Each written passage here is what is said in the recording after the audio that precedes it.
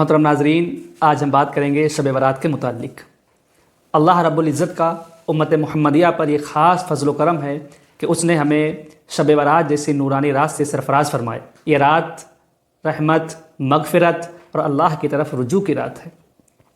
شب برات، شب فارسی میں رات کو کہتے ہیں اور برات عربی کا لفظ ہے۔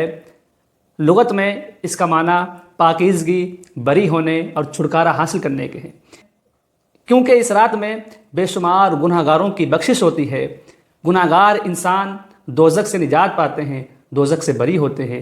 اسی وجہ سے عرف عام میں اسے شب برات کہا جاتا ہے، اور یہ شعبان المعظم کی 15ویں رات ہے۔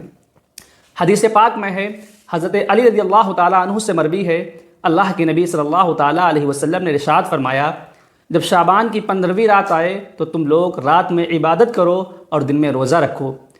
بے شک اللہ تعالیٰ اس رات سورج غروب ہونے سے ہی آسمان دنیا پر تجلی فرماتا ہے اور کہتا ہے کوئی بخشش طلب کرنے والا کہ میں اسے بخش دوں، ہے کوئی روزی کا طلبگار کہ میں اسے روزی عطا کروں، ہے کوئی مصیبت زدہ کہ میں اسے عافیت عطا کروں، ہے کوئی ایسا ہے کوئی حاجت مند کہ میں اس کی حاجت کو پورا کروں۔ یہ اعلان رات بھر ہوتا رہتا ہے، یہاں تک کہ فجر کا وقت آ جاتا ہے۔ اس مبارک رات میں یعنی شب برات میں اس سال ملنے والی روزی لکھی جاتی ہے، یعنی رزق لکھا جاتا ہے کہ کس بندے کو کتنا رزق ملے گا۔ اس رات اس سال مرنے والے لوگوں کے نام لکھے جاتے ہیں، اور ان خوش نصیب حضرات کے بھی نام اس رات لکھے جاتے ہیں جنہیں حج کی سعادت نصیب ہوگی، اور اس سال پیدا ہونے والے بچوں کے بھی نام اسی رات میں لکھے جاتے ہیں۔ حدیث پاک میں اللہ کے نبی فرماتے ہیں کہ اللہ رب العزت اس مبارک رات میں بنی کلب کی بکریوں کے بالوں کے برابر لوگوں کی بخشش فرماتا ہے۔ لیکن متعدد روایات سے یہ بھی ثابت ہوتا ہے، یہ بھی پتہ چلتا ہے، یہ بھی معلوم ہوتا ہے کہ چند ایسے بدبخت لوگ ہیں جن کی اس مبارک رات میں بھی بخشش نہیں ہوتی۔ مشرک یعنی اللہ کی ذات کے ساتھ کسی کو شریک ٹھہرانے والا، اس کی بخشش اس رات میں نہیں ہوتی ہے۔ ماں کا نافرمان، وہ بھی اس رات میں نہیں بخشا جاتا ہے۔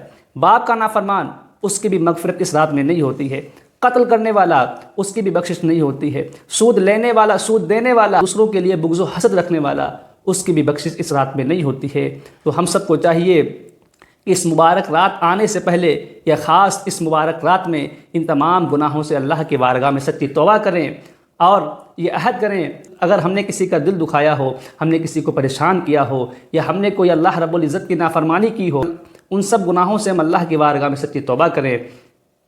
اللہ تعالی ہم سب کو اس مبارک رات کی قدر کرنے کی توفیق عطا فرمائے اور اپنے گناہوں سے توبہ کرنے کی توفیق عطا فرمائے۔